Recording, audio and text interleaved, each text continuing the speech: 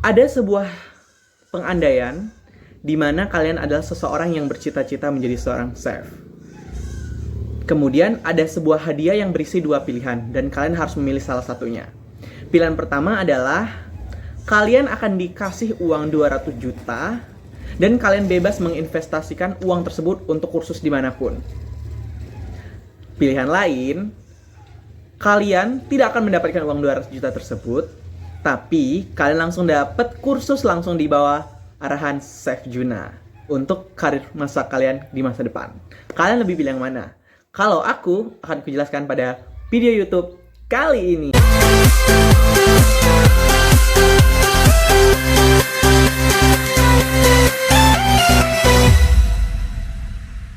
Hai, I'm so happy right now teman-teman. You know why? Untuk membuat video yang berhasil kali ini aku harus mengumpulkan berminggu-minggu niat dan juga 3 kali take ulang karena salah, kehapus dan sebagainya macamnya.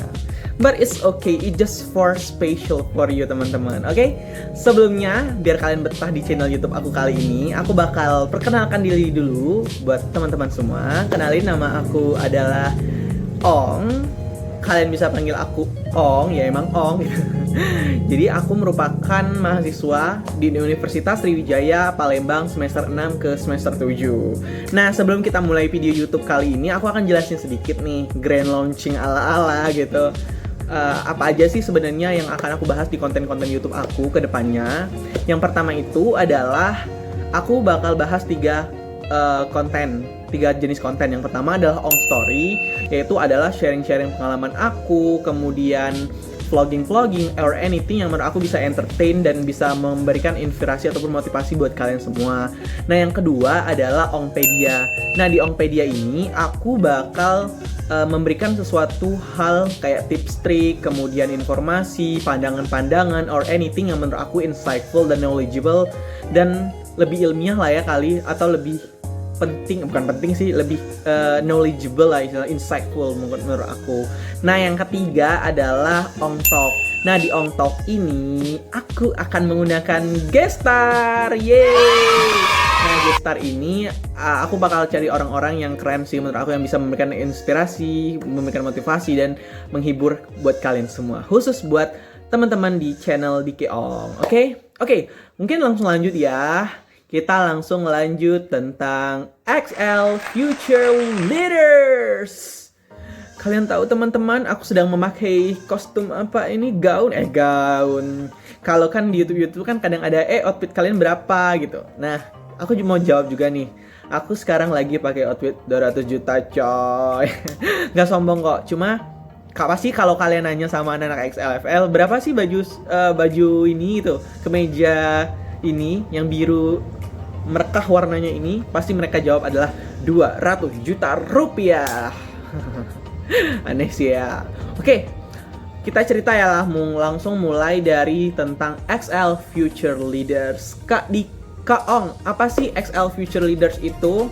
Nah, XL Future Leaders adalah salah satu beasiswa pelatihan untuk mahasiswa selama 2 tahun yang mengedepankan 3 kompetensi utama. Yang pertama adalah effective communication, yang kedua adalah managing change, dan yang ketiga adalah innovation dan entrepreneurship.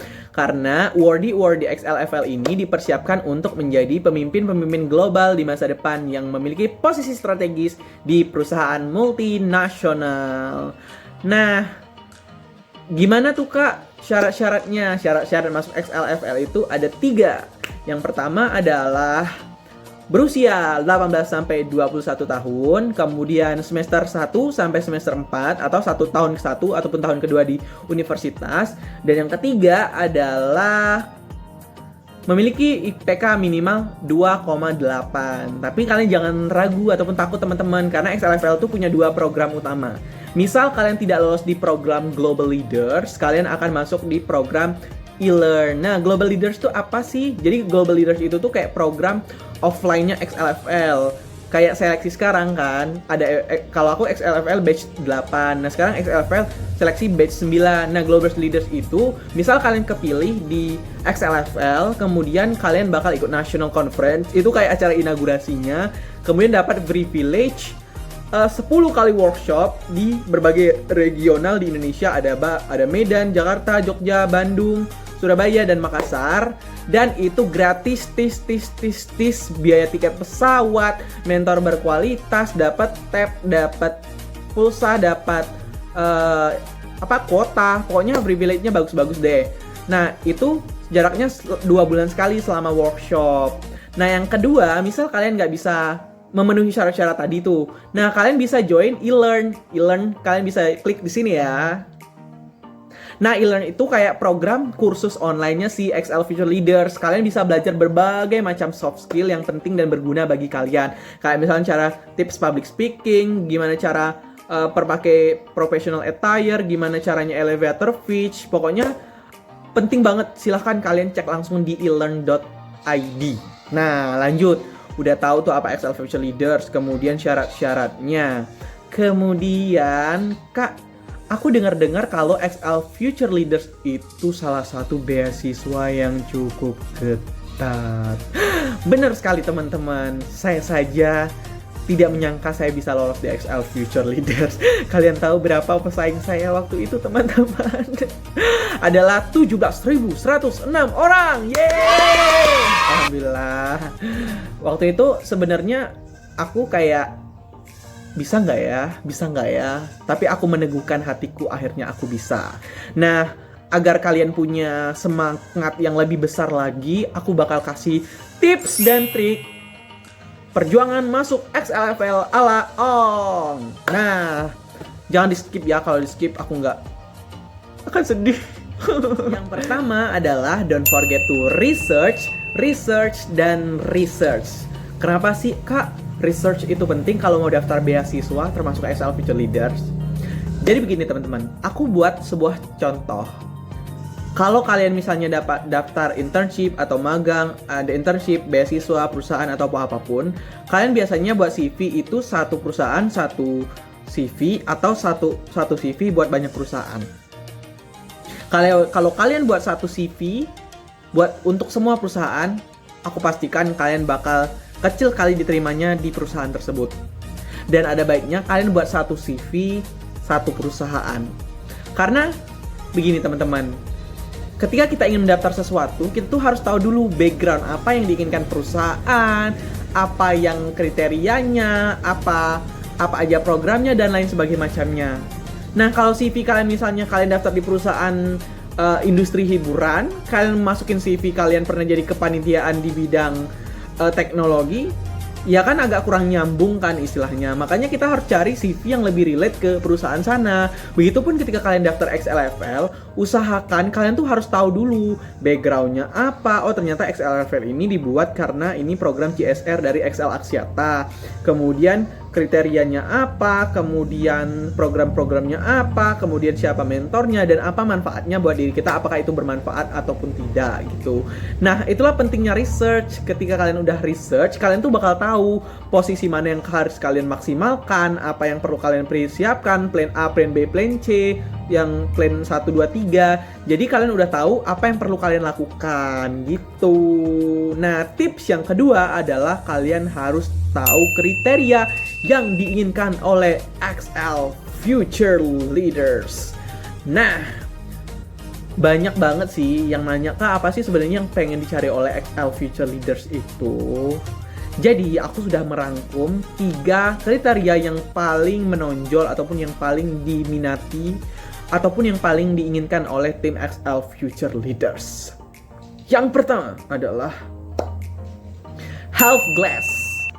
Half glass, gelas tengah. Iya, benar. Nah, half glass ini maksudnya kalian tuh XLFL tuh mencari orang-orang yang belum sempurna.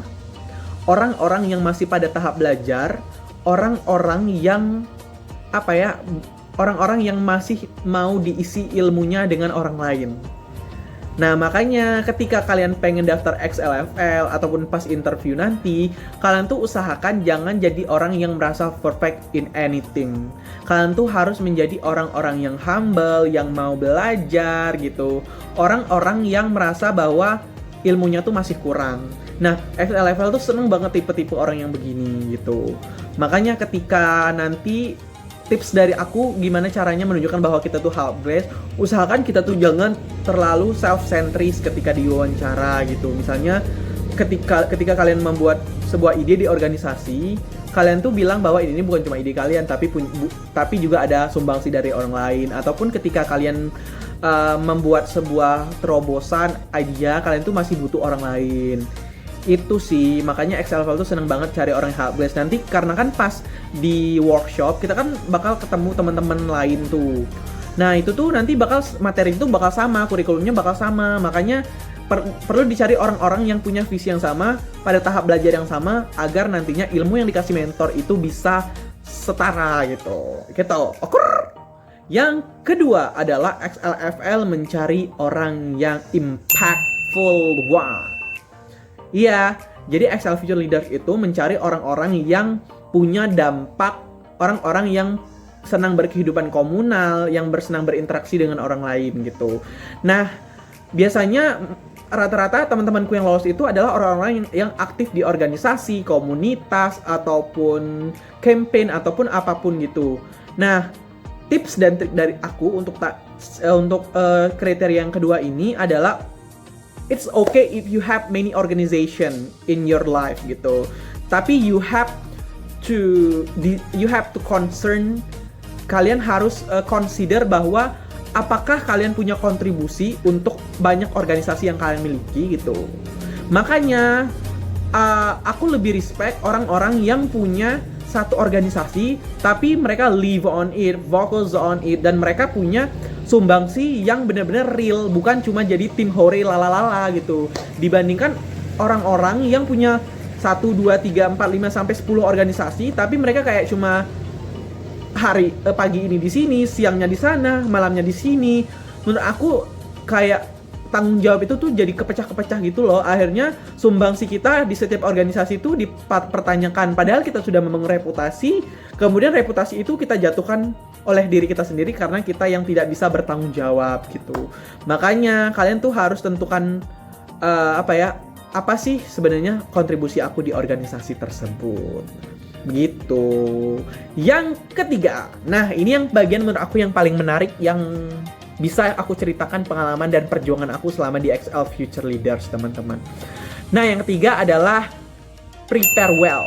XLFL tuh seneng banget sama orang-orang yang suksesnya itu di desain. Kayak Anthony, itu tuh salah satu alumni di Wardy Batch 1 XLFL. Dia tuh pernah datang di workshop kami. Dia bilang, usahakan sukses kamu itu bukan cuma sekedar karena accident, tapi usahakan by design. Kamu tahu plan apa yang kamu lakukan, bukan ketika kamu sukses dan kamu lupa apa sih sebenarnya yang bikin aku sukses gitu. Nah, makanya usahakan kalian tuh harus benar-benar orang yang structurized ketika kalian pengen daftar sesuatu, termasuk beasiswa XL Future Leaders gitu. Aku dari awal udah juga masang target gitu. Oke, aku harus bisa lolos di XL Future Leaders. Nah, apa sih step-step yang aku lakukan gitu? Awalnya yang wajib aku lakukan adalah, karena ini kompetisinya yang sangat ketat sekali, sampai 17.000 orang menjadi 150 orang, artinya aku harus punya pegangan. Dan pegangan itu adalah mentor terhebatku. Siapakah dia, teman-teman? Dia adalah, give applause to Kak Doni. Yeay! Nah, Kak Doni itu salah satu orang yang cukup berperan besar dari tahap 1, 2, 3, 4 hingga aku lolos XL Future Leaders gitu. Makanya ketika aku bingung, ketika aku pengen tahu, aku selalu nanya sama Kak Doni biar aku tidak salah arah jalan. Nah, prepare well ini langsung aku jelasin ya sambil tahap-tahap di XL Future Leaders itu apa aja, dan apa aja desain yang aku buat di tahap-tahap tersebut gitu. Nah, ada beberapa tahap-tahap yang dibuat di XL Future Leaders kalau kalian mau jadi awardee-nya. Yang pertama adalah kalian harus mengisi registration online di situ. Nah, di situ tuh sebenarnya cuma sekedar kayak info-info nama, universitas, jurusan, IPK gitu. Cuman ada beberapa poin yang menurut aku cukup penting. Yang pertama itu ada ada 2 pertanyaan. Yang pertama adalah apa yang telah kamu lakukan untuk organisasi kamu gitu.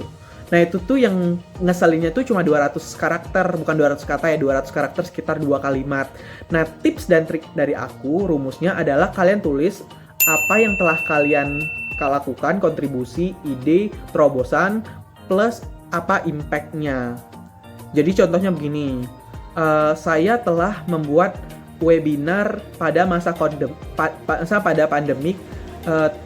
pada masa pandemik. Nah, terus impact-nya adalah, nah hasilnya saya telah mengajak lebih dari 300 orang untuk mengikuti event ini dan rate evaluasinya itu bagus-bagus semua gitu. Kan cukup cuma 2 kalimat aja. Nah, terus ada lagi pertanyaan yang begini.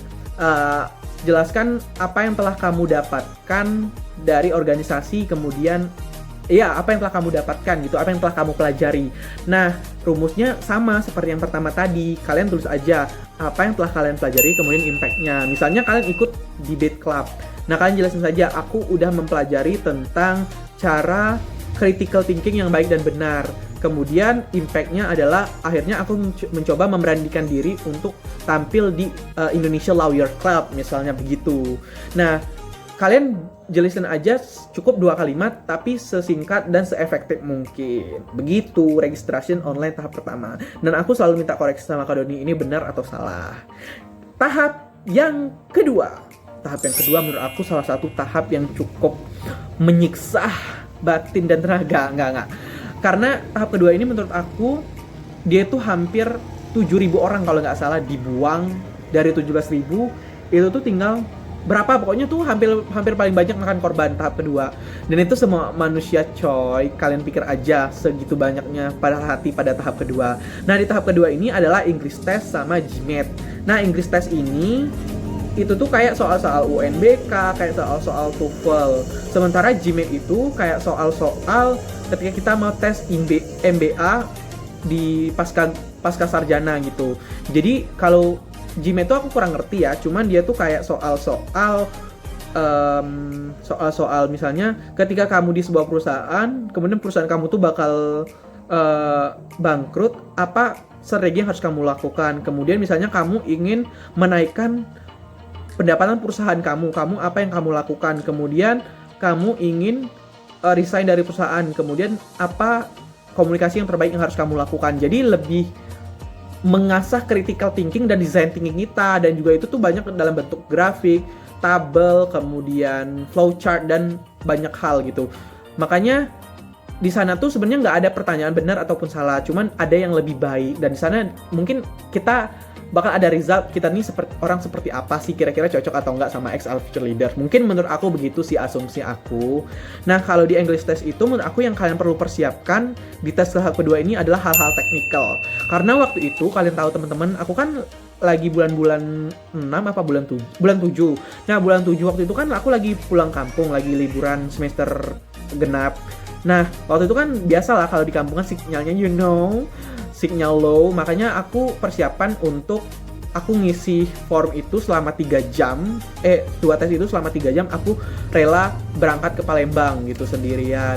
Dan aku numpang ke rumah saudara, dan aku udah siapin wifi, sudah siapin HP, laptop, biar segala kemungkinan terburuk tidak akan terjadi. Karena teman-teman aku tuh banyak banget yang kayak kayak kehilangan sinyal karena mati lampu, kemudian yang kemudian kehabisan waktu dan lain sebagainya macamnya karena hal-hal teknis. Makanya hal-hal kecil itu harus benar-benar kalian perhatikan. Sama ketika aku pas di tahap kedua, itu tuh aku kayak bagian listeningnya itu nggak bisa aku klik gitu loh. Makanya kayak, oh my god, kok ini nggak bisa diklik ya? Langsung aku telepon Kak Doni, Kak, what I have to do gitu. Kemudian aku report ke pihak XLFL.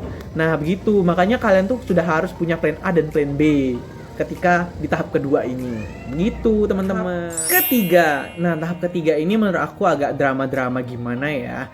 Nah di tahap ketiga ini sebenarnya dari jarak tahap kedua, tahap ketiga itu udah ketahuan kalau aku tuh lolos di tahap ketiga.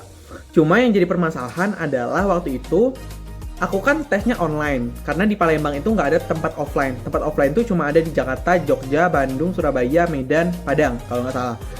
Nah, jadi orang-orang yang di online ini harus menyudahi dulu orang-orang yang di offline. Makanya jadi kita tuh terakhiran dikasih tahu. Kebetulan waktu itu lagi bulan 8, awal masuk kuliah, aku butuh refreshing. Akhirnya waktu itu aku lagi ikut lomba di Lampung, di Unila. Nah, biasalah pas kita lomba kan sering jalan-jalan tuh. Nah, pas jalan-jalan aku tuh lagi ke pantai, lagi hura-hura, ada juga Kak Doni, ada Kak Septa, dan lain-lain. Nah, waktu di pantai aku tuh biasa ya, kayak butuh pencitraan ala-ala. Jadi kayak buat instastory, kemudian ada ada pesan masuk WhatsApp. Rido atau Rizwan ya, aku lupa waktu itu yang ngechat aku. Kamu tahu nggak kalau misalnya ada email dari XLFL, kita bakal tes online maksimal tuh 1 hari dan sore ini terakhir jam 5. Oh my god, kalian tahu harus teman-teman, karena waktu itu aku udah jam 1 di pantai. Sementara itu dari pantai ke Unila itu 1 jam dan kami tuh sebelumnya mau makan siang dulu. Di situ pikiranku langsung buyar, pusing, aku langsung menghampiri Kak Doni. Kak, kira-kira apa yang perlu aku persiapkan, apa yang aku perlu perhatikan untuk tahap ini gitu. Nah, singkat cerita, akhirnya itu udah jam 2 dan sampai di Unila itu sekitar jam 4. Dan waktu tes itu 45 menit, jadi dari jam 4 sampai 4.15 itu tuh aku lari-lari dari depan Unila, pagar Unila, sampai belakang Unila. Itu tuh minjem laptop, minjem kosan. Terima kasih sebelumnya buat Gandhi yang sudah meminjamkan kosannya, buat Mbak Septa yang sudah meminjamkan laptopnya, dan Reza yang sudah mengakomodasi selama di Lampung. Arigatou gozaimasu. Nah, waktu itu aku langsung tes. Nah, tes tahap ketiga ini, tahap ketiga itu berisi satu soal contoh case. Kalau waktu itu aku tuh ada ada deskripsinya dulu, kayak narasi. Kemudian waktu itu case-nya adalah waktu itu perusahaan XL tuh kan lagi industri telekomunikasi kan lagi pasang surut gitu.